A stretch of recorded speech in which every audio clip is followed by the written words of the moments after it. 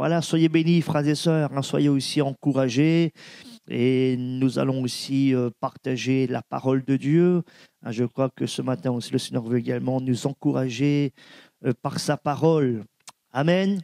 Est-ce que vous le croyez?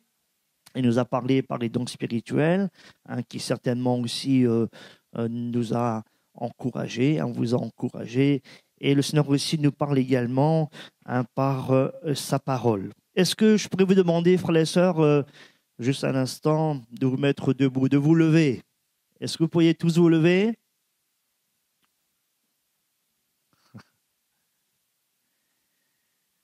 Ah, vous êtes tous debout, hein? Voilà, c'est bien, même les enfants, voilà. Et si je demanderais, enfin, si je vous demandais de rester comme cela, voilà, pendant toute la durée de notre culte, est-ce que vous pourriez le faire? Oui? Olivier dit oui? Oui? D'accord. Pendant toute la matinée, vous pourrez le faire? Oui? Pendant toute la journée, vous pourrez le faire? Hein? Le titre du message ce matin, c'est se lever. Hein, parce que se lever, c'est une chose, et persévérer. Et persévérer, c'est une autre chose. N'est-ce pas, frères et sœurs? Vous pouvez vous asseoir. Merci d'avoir prêté au jeu. Se lever et persévérer. Hein, tel est le titre du message de ce matin. On est au mois de février. C'est bien cela, hein? Le 6. Le temps passe vite. Le mois de janvier, ça y est, c'est, comme on dit, c'est mort, c'est fini. Le mois de janvier, je crois que vous et moi, hein, je crois qu'on est tous pareils, on a certainement pris des résolutions. Hein. Je crois que le mois de janvier, c'est un mois idéal, hein, pour bien démarrer l'année, pour prendre des résolutions, pour prendre des engagements, hein, pour également, frères et sœurs, nous améliorer, vous voyez, améliorer certaines choses. Hein. Là, on fait un peu le bilan de l'année écoulée, et puis on se dit, tiens, cette année 2022, voilà, hein, je vais prendre la résolution, hein, dans tel domaine. Hein, je veux me cantonner, eh bien, à faire ceci, à faire cela. Vous voyez, donc, je crois que aussi nous corrigeons également ce qui est nécessaire. Hein, c'est le mois de janvier, hein, où on prend généralement ces bonnes résolutions. Mais aujourd'hui, eh bien, frères et sœurs, à l'heure où je vous parle, aujourd'hui, 6 février, où en sommes-nous dans ces résolutions? Où en sommes-nous? Où en sommes-nous dans peut-être un engagement qu'on a pris? Se lever et persévérer. On va lire un texte et vous allez voir, eh bien, que dans ce texte, il est question de se lever, mais encore de persévérer. Et ce matin, j'aimerais, eh bien, par la parole de Dieu, encourager quelqu'un, encourager aussi l'Église, oui, eh bien, frères et sœurs, à nous lever, n'est-ce pas, mais aussi à persévérer. On a besoin de persévérance, n'est-ce pas, frères et sœurs? Hein? On a besoin de persévérance. Qui que nous soyons, quels que soient les domaines, hein, les jeunes, les ados, les enfants, hein, tous, nous avons besoin de persévérance. Et regardez ce texte dans le livre des rois, le deuxième livre des rois, des rois, au chapitre 13. C'est un texte, eh bien, que nous connaissons, sur lequel aussi on s'était déjà arrêté par le passé, sur ce texte. 2 Rois au chapitre 13. Et le verset 14. Voilà ce que nous lisons. Élisée était atteint de la maladie dont il mourut. Et Joas, roi d'Israël, descendit vers lui, pleura sur son visage et dit, mon père, char d'Israël et sa cavalerie. Élisée lui dit, prends un arc et des flèches. Et il prit un arc et des flèches. Puis Élisée dit au roi d'Israël, bande l'arc avec ta main. Et quand il l'eut bandé de sa main, Élisée mit ses mains sur les mains du roi. Et il dit, ouvre la fenêtre à l'Orient. Et il l'ouvrit. Élisée dit, tire. Et il tira. Élisée dit, c'est une flèche de délivrance de la part de l'Éternel, une flèche de délivrance contre les Syriens. Tu battras les Syriens à Aphek jusqu'à leur extermination. Élisée dit encore, prends les flèches. Et il les prit. Élisée dit au roi d'Israël, frappe contre terre. Et il frappa 3 fois et s'arrêta. L'homme de Dieu s'irrita contre lui et dit, il fallait frapper 5 ou 6 fois. Alors tu aurais battu les Syriens jusqu'à leur extermination. Maintenant, tu les battras 3 fois. Amen. Gloire à Dieu. Se lever et persévérer. Déjà, se lever, frères et sœurs, pour agir. Se lever pour agir. Dans ce texte, il est question de 2 personnages, n'est-ce pas, que nous connaissons, le prophète Élisée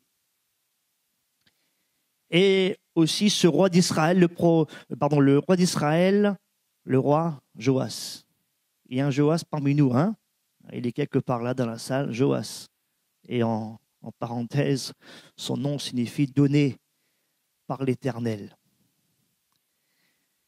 Et nous voyons ici, frères et sœurs, dans ce texte, que Joas s'est présenté devant Élisée à un moment crucial. Il y a un moment crucial ici, puisque c'est une des dernières fois où le roi Joas, il va se présenter devant le prophète Élisée. Puisque en effet, le prophète Élisée, il va partir par le chemin de toute la terre, mais avant de rejoindre la patrie céleste, le roi d'Israël, il avait donc une opportunité à saisir. Et c'est ce qu'il va faire, il va saisir cette opportunité en se présentant devant le prophète Élisée. Et je crois que, frères et sœurs, il est important également de saisir les opportunités qui s'offrent à nous. Il y a des opportunités qui s'offrent à nous et il faut les saisir, ne pas les gâcher. Et ici, c'est ce que va faire le roi Joas.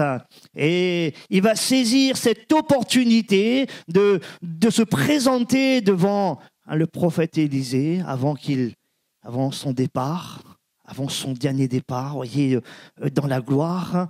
Et ainsi donc, pour recevoir les dernières instructions et les derniers conseils inspirés par l'homme de Dieu. Et vous savez, je vous l'ai déjà dit, et je le répète, je crois que souvent les dernières paroles d'une personne sont certainement les paroles les plus importantes, qui sont là, qui peuvent, voyez, rester gravées dans notre cœur, dans notre esprit.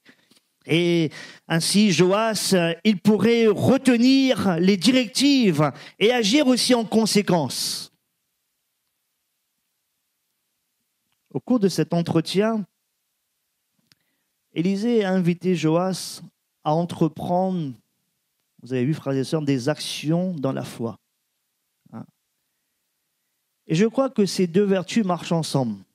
Je crois que ces 2 vertus sont étroitement liées, à savoir la foi, elle est toujours suivie de l'action. Je ne crois pas, frères et sœurs, moi, dans une foi qui n'est pas suivie de l'action. Et tout à l'heure, on a entendu, dans ce don spirituel, le terrain de la foi. Je crois que, frères et sœurs, la foi, elle est toujours accompagnée, elle est toujours suivie de l'action. D'ailleurs, c'est ce que Jacques aussi va dire dans son épître, que la foi sans les œuvres, elle est comment? Elle est morte, elle est inutile. Vous voyez? Pas seulement dire je crois. Vous savez, les grenouilles aussi, ils croient. Croient. Mais ils ne font que ça, quoi. Vous voyez? Les frères et sœurs, vous et moi, nous sommes appelés à croire déjà Dieu, à croire sa parole, voyez, mais aussi, frères et sœurs, à nous également, à être sur le terrain de la foi. À être sur le terrain de la foi. La foi, elle n'est ni passive, ni oisive.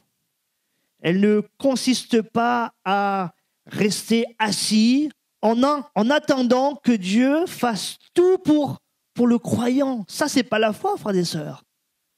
Hein. Moi, je ne vois pas un Dieu, vous voyez, qui nous demande d'avoir la foi et il nous demande de rester assis. Et lui, vous voyez, donc, il est là et c'est lui qui va agir. Non, notre Dieu, il nous demande d'avoir une foi vivante, une foi, frères et sœurs, eh bien, qui est suivie de l'action, vous voyez. Hein, et je crois que, oui, le Seigneur, eh bien, il veut que ses enfants, il veut que l'Église, il veut que le croyant puisse enfanter des actions qui vont le glorifier. Et Dieu nous attend, frères et sœurs, sur le terrain de la foi. Je crois que là, c'est un terrain favorable pour voir la gloire de Dieu, pour voir la grandeur de Dieu, frères et sœurs, lorsque nous sommes sur le terrain de la foi. Est-ce que vous le croyez, frères et sœurs? Hein, c'est là où Dieu nous attend, hein, sur le terrain de la foi, n'est-ce pas?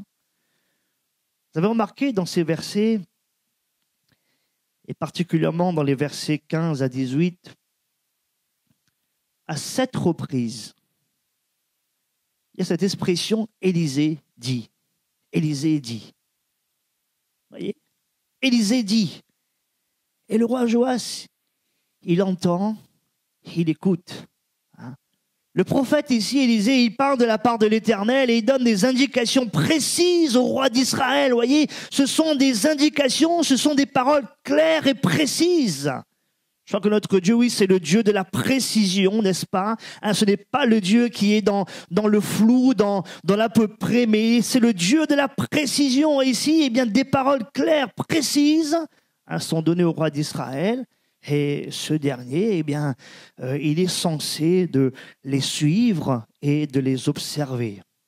Frères et sœurs, en ce qui nous concerne, n'avons pas Élisée, hein, pour nous conduire, n'est-ce pas? N'avons pas Élisée pour nous conduire, n'avons pas Élisée pour, frères et sœurs, nous conseiller, hein, mais nous avons ici, et nous avons ces frères et sœurs avec nous plus qu'Élisée. Nous avons Jésus, le Fils béni de Dieu. Jésus, frères et sœurs, qui est appelé dans l'Écriture l'admirable. Nous avons plus qu'Élisée. Jésus qui est appelé conseiller, Dieu puissant, Père éternel, Prince de la paix. Nous avons plus qu'Élisée, Jésus qui est ressuscité, qui est vivant. Il a été mort à la croix, oui. Il a connu une mort infâme sur la croix, n'est-ce pas? Jésus a porté nos péchés, il était sur la croix, on l'a mis dans le tombeau, mais nous voyons qu'au troisième matin, Dieu l'a ressuscité d'entre les morts. Nous avons plus qu'Élisée. Amen. Jésus, frères et sœurs, qui nous conseille, qui nous guide, hein, qui est celui qui nous fait entendre sa parole. Et nous pouvons aussi voir cela, regardez, lorsque Akana, et justement sa mère dira aux serviteurs qui étaient là, alors qu'il y avait un problème, alors qu'il y avait là une impasse, la mère de Jésus dira aux serviteurs, faites tout ce qu'il vous dira. Faites tout ce qu'il vous dira. Et nous voyons que les serviteurs, ils vont faire tout ce que Jésus va leur dire. Remplissez d'eau ces vases. Et il les remplit. Puisez maintenant. Et il puise. Apportez-en. Maintenant, à l'ordonnateur du repas. Et tout cela, je le crois, sous le regard scrutateur de Jésus. Ils ont rempli les vases jusqu'au bord. Ils puisent. Et maintenant, ils apportent. Et vous voyez, tout en faisant cela, qu'est-ce qui se passe? Vous connaissez la suite. Le miracle s'est produit. N'est-ce pas, frères et sœurs? L'eau a été changée en vin. Je crois que le succès, la réussite, frères et sœurs, accompagne celle qui écoute la parole de Dieu, celle aussi et celui aussi qui écoute les instructions du Seigneur et les met en pratique. C'est cela qui est important. Vous voulez le succès? Vous voulez la réussite? Vous voulez, frères et sœurs, la bénédiction? Je crois que cela passe par l'écoute de la parole de Dieu, des instructions du Seigneur et aussi de la mise en pratique. Vous connaissez ce verset, Josué 1:8, que ce livre de la loi ne s'éloigne point de ta bouche, Médite-le jour et nuit, dans les bons comme dans les mauvais moments. Hein? En agissant aussi fidèlement selon tout ce qui est écrit. Car c'est alors que tu réussiras. C'est alors que tu auras du succès dans tes entreprises. Vous voyez? L'écoute et la mise en pratique. C'est également, frères et sœurs, ce verset de Matthieu, et c'est Jésus ici qui nous cite ce verset après avoir dispensé un enseignement remarquable sur la montagne, qu'on appelle aussi le sermon sur la montagne, les béatitudes. Et Jésus va finir cet enseignement remarquable et il va dire ces paroles que je vous lis. Il dira ici le Seigneur: c'est pourquoi quiconque entend ces paroles que je dis et les met en pratique sera semblable à un homme prudent qui a bâti sa maison sur le roc. La pluie est tombée, les torrents sont venus, les vents ont soufflé, Batsira est passé par là, vous voyez, et se sont jetés contre cette maison, et elle n'est point tombée. Pourquoi? Parce qu'elle était fondée sur le roc, Mais quiconque entend ces paroles que je dis et ne les met pas en pratique sera semblable à un homme insensé qui a bâti sa maison sur le sable.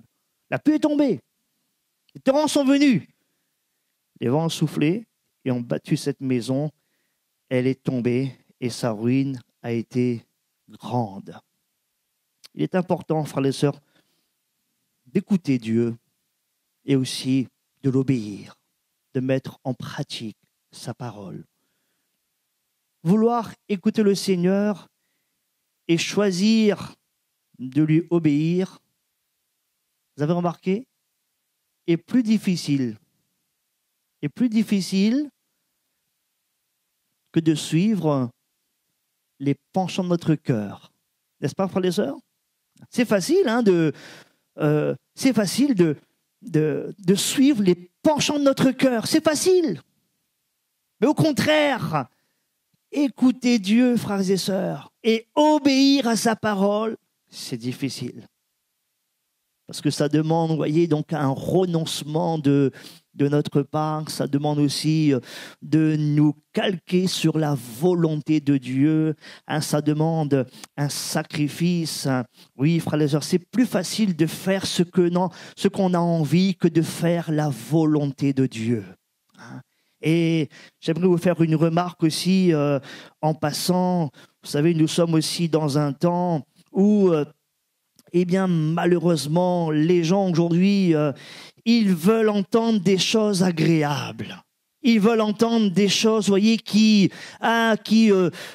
sont agréables à leurs oreilles, voyez, qui font du bien, voyez, à leur épiderme, voyez. Mais quand on leur dit la vérité, voyez, quand on leur parle, de la parole de Dieu qui les invite à mettre des choses de côté, voyez, alors ça, ils n'aiment pas trop. Et là, on rejoint ce que dit l'apôtre Paul, qui dira ceci dans 2 Timothée au chapitre 4 et au verset 3, car il viendra un temps, et nous sommes dans ce temps, frères et sœurs, où les hommes ne supporteront pas la saine doctrine.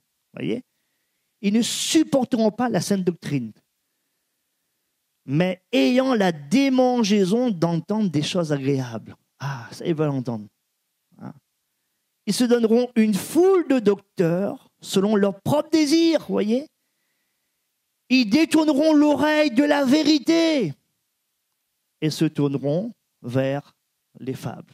Nous sommes, frères et sœurs, dans ce temps où l'évangile, frères et sœurs, qui est la bonne nouvelle, lorsqu'elle met le doigt sur notre vie, lorsqu'elle met le doigt sur notre péché, alors ça ne plaît pas. On aime bien avoir un évangile qui nous laisse certaines libertés, vous voyez, qui est là et qui ne nous demande pas trop. Et frères et sœurs, non, l'évangile, eh bien, elle ne doit pas être altéré. L'évangile, c'est l'évangile de Christ, c'est l'évangile de la vérité, de la grâce. Nous devons toujours, frères et sœurs, nous, eh bien, recevoir cette parole, qui est vraiment la parole de Dieu, et cette parole qui agit aussi dans nos cœurs. Et je crois que, frères et sœurs, il y a une différence entre les croyants qui ont à affronter les épreuves dont ils ne sont pas responsables, les épreuves qui font partie de leur vie, qui font partie de leur marche chrétienne. Il y a une différence. Je crois que pour ces chrétiens qui sont dans le Seigneur, qui marchent avec le Seigneur, qui font la volonté de Dieu, même les épreuves sont là, il y a une paix qui est là, qui est dans leur cœur. Le prince de la paix est avec eux. À l'inverse, eh bien, vous voyez, de certaines personnes, vous voyez, qui connaissent des épreuves difficiles à gérer, parce qu'ils sont eux-mêmes mis dans ce chemin, dans ces épreuves. Voyez, peut-être, eh bien, ils se sont entêtés, voyez, à poursuivre ce chemin. Ils se sont obstinés, eh bien, à vouloir emprunter cette route. Or, ce n'était pas la voie de Dieu. Et ensuite, voyez, on se retrouve avec des croyants parfois qui ont du mal et ils gèrent des situations difficiles. Voyons ici que l'Éternel a parlé par l'intermédiaire d'Élisée, et Joas a été tenu d'écouter, n'est-ce pas? Élisée dit, et aussi d'obéir. Après chaque parole du prophète, nous voyons le roi d'Israël, il devait se lever. Voilà. Et passer à l'action. Se lever et passer à l'action. Dieu ne fait pas tout à la place de l'homme, frères et sœurs. Vous le croyez, ça? Dieu ne fera pas, frères et sœurs, les choses à notre place. Non. Non. Dieu ne fera pas tout à la place de l'homme. L'homme doit prendre ses responsabilités. Tu dois prendre tes responsabilités et agir d'après les instructions divines, collaborer avec Dieu. Nous voyons cela dans l'Écriture. Regardez, lorsqu'un jour un homme, il était là, Jésus est passé près de cet homme. Vous voyez, Jésus, il a vu cet homme, un homme aveugle de naissance. Jésus vit en passant un homme aveugle de naissance. Et là, Jésus va après avoir eu un contact avec lui, Jésus va lui dire, va te laver au réservoir de Siloé. Et cet homme aveugle, il n'a pas bronché, il n'a pas dit, mais Seigneur, mais c'est pas possible, je ne peux pas. Cet homme, il est dit, il y alla. Il se leva, voyez, il se lava, et s'en retourna, voyant clair. Face à la grotte où se trouvait Lazare depuis 4 jours, qu'est-ce que Jésus a dit? Il a dit déjà, d'ôter la pierre. Ôter la pierre. Il pouvait le faire. Peut-être à plusieurs, mais il pouvait le faire. Ôter la pierre. Et après avoir fait le plus difficile, ressusciter Lazare. Lazare, sors! Le mort est sorti. Qu'a dit ensuite Jésus? Déliez-le et laissez-le aller. Vous avez vu? Il devait ôter la pierre. Il devait aussi le délier. Je crois que le Seigneur, frères et sœurs, oui, il nous demande, vous voyez, toujours de faire notre part. Et lui, il fait sa part. Joas, ici, il est placé devant ses responsabilités. Mais chose merveilleuse, vous avez remarqué, nous voyons que Élisée, ici, il est resté à ses côtés. Voyez, Élisée, il est là, il est à ses côtés et il va l'accompagner dans ses gestes. Regardez, lorsqu'il est dit, par exemple, Élisée mit ses mains sur la main du roi. Je crois que lorsque le Seigneur, frères et sœurs, il nous demande de suivre sa parole, ses conseils, il n'est pas loin de nous. Il n'est pas loin de nous, frères et sœurs. Il nous suit du regard, il nous accompagne, il est là. Il n'est pas loin de nous. Au contraire, il est là près de nous. Et il nous garantit sa présence, son assistance, son aide. Lisez ce verset. Je t'instruirai et te montrerai la voie que tu dois suivre. Je te conseillerai. Qu'est-ce qu'il dit ensuite? J'aurai le regard sur toi. Frères et sœurs, Dieu n'est pas loin. Il n'est pas loin lorsqu'il nous demande de suivre sa parole, de suivre ses conseils. Et lorsque nous sommes dans l'action, frères et sœurs, Dieu n'est pas loin. Au contraire, il est là. Et il nous aide. Hein. Il a plané également, frères et sœurs, notre route. Le verset 16, alors je disais ce verset, Élisée dit au roi d'Israël, bande l'arc avec ta main. Et quand il l'eut bandé de sa main, Élisée mit ses mains sur les mains du roi. Je vois ici, frères et sœurs, un geste qui témoigne de l'affection. On peut parler ici de l'affection de l'Éternel, un contact physique ici. Élisée, vous voyez, il a comme communiqué l'amour et la tendresse du Père céleste au roi d'Israël. Frères et sœurs, notre Seigneur n'est pas un conseiller qui est froid, qui est distant. Non, notre Dieu, frères et sœurs, il n'est pas loin. Il n'est pas, vous voyez, quelqu'un qui est loin de nous. Non, frères et sœurs, mais il est, je crois, frères et sœurs, il est là, il est près de nous. Il n'est pas non plus un maître dur pour dire fais ceci, fais cela, vas-y. Vous voyez, non. Jésus dira, je suis doux et humble de cœur. Recevez mes instructions, dira le Seigneur. Et dans l'Écriture, nous voyons Dieu se présenter, frères et sœurs, comme un père. Un père. Un père qui prend soin de ses enfants, avec beaucoup de délicatesse, avec beaucoup de tendresse. Et je comprends ce verset du psaume 66, si mes souvenirs sont bons, le verset 8, où il est dit ceci, eh bien que Dieu, il est le Père des orphelins, le défenseur des veuves. Ça montre toute la délicatesse et tout aussi les soins que le Seigneur nous prodigue, frères et sœurs, par le Saint-Esprit, par sa parole et aussi par sa grâce. Le verset 17, après cette action, Élisée dit « Ouvre la fenêtre à l'Orient ».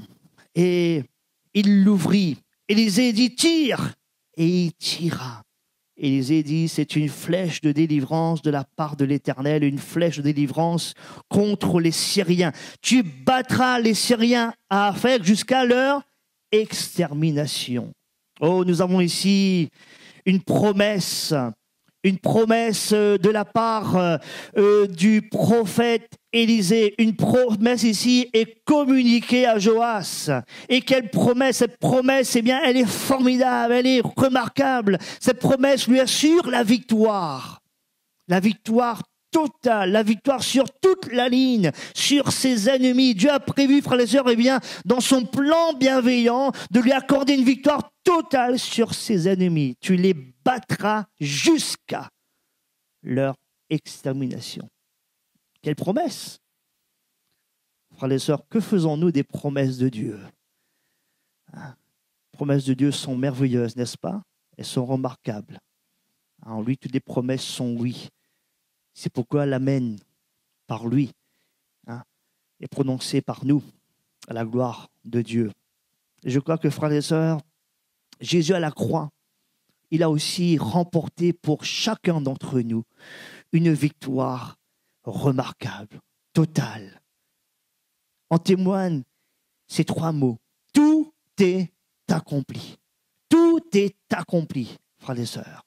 Le Seigneur, il a tout accompli à la croix, une victoire totale, pas de demi-victoire. Je crois qu'avec le Seigneur, il n'y a pas de demi-victoire, il n'y a pas de victoire partielle, il n'y a pas de match nul. Non. Avec lui, c'est la victoire totale, entière. Dans Colossiens, vous connaissez ce verset où il est dit de la part du Seigneur Jésus,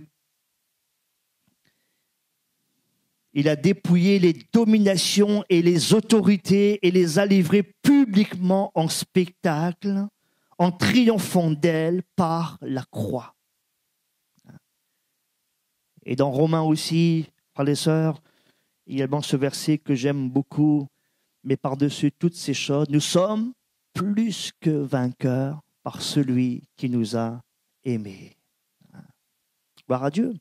Se lever pour agir, c'est une chose. Mais il faut encore persévérer.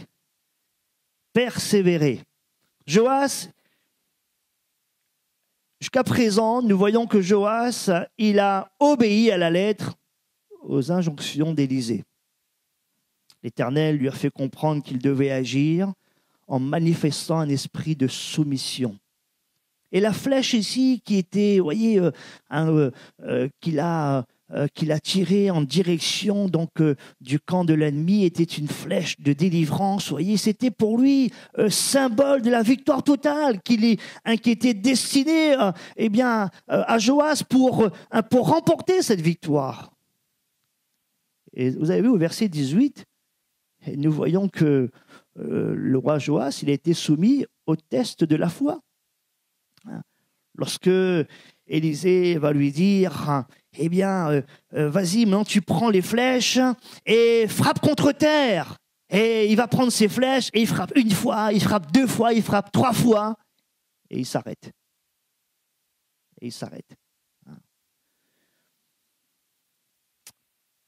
Il aurait dû frapper le sol de nombreux coups, à de nombreuses reprises. Ce qui aurait montré que le roi, il s'attendait à être vainqueur sur tous ses ennemis, en s'appuyant sur la parole, sur la promesse, en s'appuyant sur l'Éternel. Et au lieu de cela, on voit Joas, qu'est-ce qu'il fait pour les sœurs? Il s'arrête. Il frappe 1 fois, 2 fois, 3 fois, et il s'arrête. Vous savez, frères et sœurs, les résolutions, c'est bien. Les engagements, c'est bien. Prendre de bonnes décisions, frères et sœurs, c'est bien. Mais ces choses ont besoin d'être suivies, n'est-ce pas? D'être suivies d'une mise en pratique et concrète, mais aussi de persévérance dans le temps. C'est là, vous voyez, dans le temps, vous voyez, c'est là où on voit où nous en sommes avec ces résolutions, avec ces engagements. C'est dans le temps. Et vous savez, le temps est souvent révélateur des choses. La vie chrétienne, frères et sœurs, n'est pas un sprint, mais une course de fond ou un marathon qui nécessite de l'endurance. L'endurance. Il faut nous lever, frères et sœurs, mais il nous faut aussi persévérer. Quelques exemples de l'Écriture qui ont bien débuté avec Dieu, mais qui n'ont pas persévéré malheureusement dans la bonne direction. Saül. C'est Saül. Il a bien commencé, hein. Il a pris un bon départ, mais nous voyons qu'au fil du temps, Saül, malheureusement, ne va pas persévérer, et ainsi, donc, Saül, nous le voyons mal finir. Démas, l'apôtre Paul va parler d'un de ses compagnons d'œuvre. Il va parler d'un certain Démas qui, il dira ceci, Démas m'a abandonné. Il a pris un bon départ, mais il a abandonné par amour pour le siècle présent. Et il y a eu des choses qui se sont greffées sur sa vie, qui sont venues, et ces choses ont fait que Démas, il a abandonné. Il a abandonné la foi. Quelques exemples de personnes avec une foi persévérante. Eh bien, Abraham, n'est-ce pas? Il a cru à la promesse. Le temps a passé. C'est vrai que le temps a passé, n'est-ce pas? Avant de voir la promesse, eh bien, il a vu le temps se défiler devant lui. Mais nous voyons que Abraham, frères et sœurs, eh bien, il a cru. Il a cru. Je vous lis ce verset qui nous montre eh bien, qu'Abraham, il était dans la foi et qu'il était aussi dans la persévérance. Il est dit ceci concernant Abraham, espérant contre toute espérance, il crut et devint ainsi le père d'un grand nombre de nations, selon ce que lui avait dit, selon ce qui lui avait été dit, telle sera ta postérité. Et sans faiblir dans la foi, il ne considéra point que son corps était déjà usé, puisqu'il avait près de 100 ans, et que Sarah n'était plus en état d'avoir des enfants. Il ne douta point, par incrédulité, au sujet de la promesse de Dieu, mais il fut fortifié par la foi, donnant gloire à Dieu et ayant la pleine conviction que ce qu'il promet, il peut aussi l'accomplir. Amen. Nous voyons aussi un homme remarquable qui a persévéré en dépit des épreuves. Joseph, frères et sœurs. Oh, Joseph. La vie de Joseph se résume à il monte, il descend, il monte, il descend, vous voyez. En tout cas, c'est ce qu'on voit dans sa vie, mais c'est toujours un homme qui est toujours sur les hauteurs. C'est vrai qu'il a des épreuves, vous voyez, il monte, il descend, mais il est fidèle, il est persévérant. Et nous voyons que, oui, ce qu'il a reçu à l'âge de 17 ans, la réalisation de ses songes, eh bien, va s'accomplir. Et il va avoir ensuite une 30aine d'années, voire même plus, soyez un homme qui a persévéré dans la foi. Jacob, dans sa lutte nocturne avec l'ange, je ne te lâcherai point tant que tu ne m'es béni. Il va persévérer. Il va persévérer. Et notre modèle par excellence, frères et sœurs, c'est qui?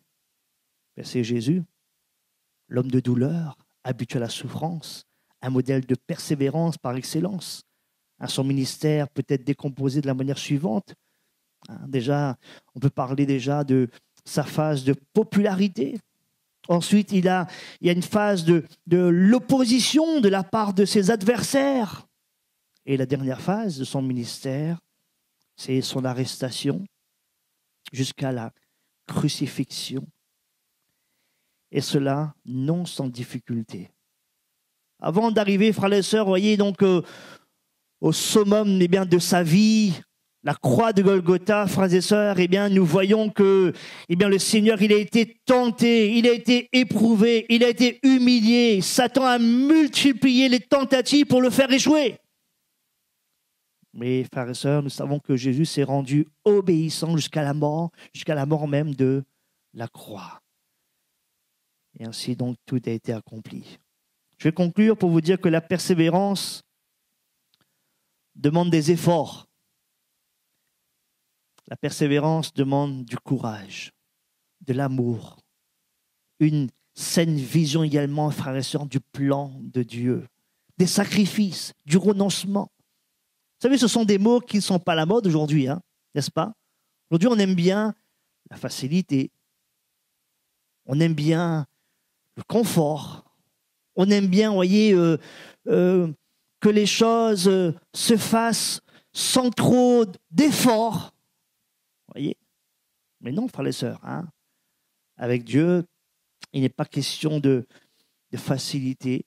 Quoique oui, le Seigneur, il est avec nous, c'est vrai. Et au contraire, avec lui, tout est plus facile. Au contraire, il va aplanir sa voie sous nos pas. Joas, il aurait pu frapper le sol 5 ou 6 fois. C'est ce que lui fera remarquer le prophète Élisée, ce qui montre que il avait dans son carquois au moins 6 flèches.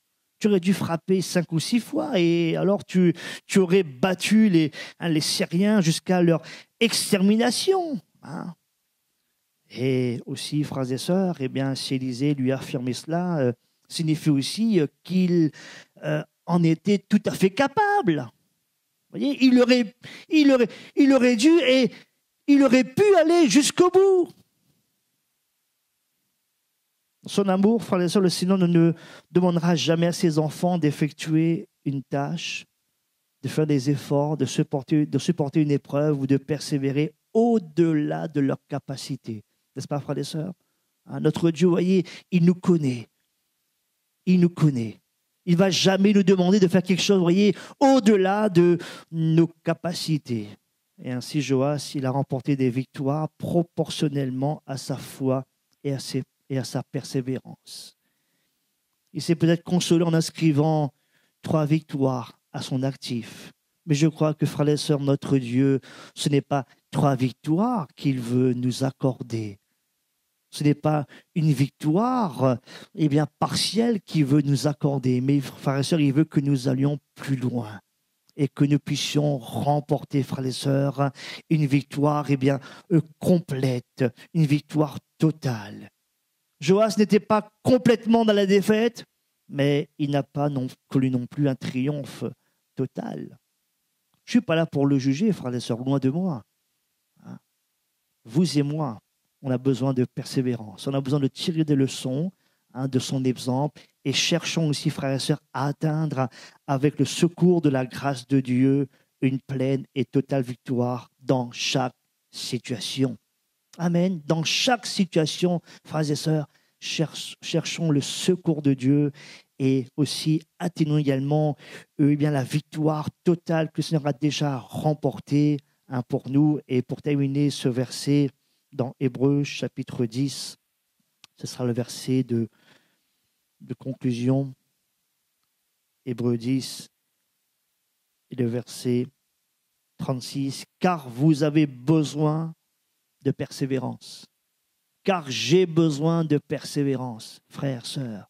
Car vous avez besoin de persévérance, afin qu'après avoir accompli la volonté de Dieu, vous obteniez ce qui vous est promis. Encore un peu de temps. Celui qui doit venir viendra et il ne tardera pas. Et mon juste, il vivra comment? Il vivra par la foi. Et mon juste vivra par la foi. Mais s'il se retire, mon âme ne prend pas plaisir en lui. Nous ne sommes pas de ceux qui se retirent pour se perdre, mais de ceux qui ont la foi pour sauver leur âme. Amen. Gloire à Dieu. Alors, frères et sœurs, ensemble, que nous puissions nous lever et que nous puissions aussi, persévérer. Et ainsi, nous remporterons encore, frères et sœurs, des victoires totales, complètes, que le Seigneur a préparées pour chacun d'entre nous, et cela aussi dans chacune des situations que nous aurons encore à vivre pendant le cours encore de cette année, mais que nos yeux soient sur le Seigneur pour recevoir de lui et pour faire sa volonté, et ainsi encore gagner encore des victoires pour sa gloire. Amen.